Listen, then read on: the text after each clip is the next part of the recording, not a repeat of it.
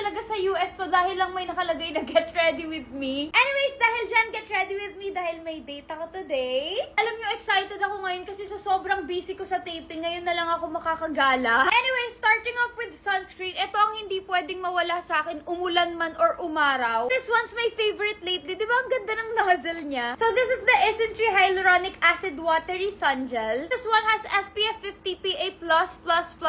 Yes, 4 na plus na yan, so hindi ka talaga kukulangin. And kahit madamihan mo yung lagay sa kanya, hindi mo kailangan mag-alala kasi guys, there's absolutely no white cast. Actually, ang gusto ko dito, napapaglow niya ng bongga yung face ko. Like, look at the before, it's so flat and mattified. And after, guys, it's glowy. Ang gusto ko sa kanya, ang healthy nung glow effect niya, like it's coming from within. Hindi siya yung parang shimmer type of glow.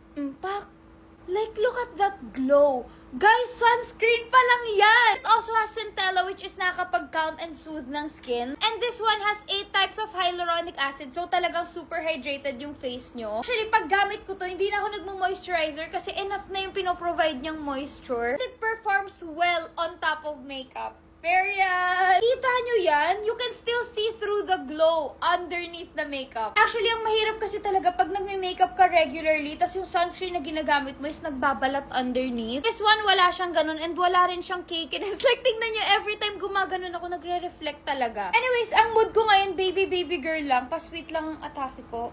Ako ha, minamanifest ko in another life na ako yung kaklase mong mahinhin, tapos nasa gilid lang, hindi makabasag pinggan, diba? Pak, ang lambot! Diba? Like, ganun lang kadali, tapos na agad yung makeup natin, oh. Guys, maniwala kayo, basta maganda ang skin prep nyo, hindi kayo magkakaroon ng problema sa makeup. Okay? Anyway, sa alis na ako, and here's the final. Make it so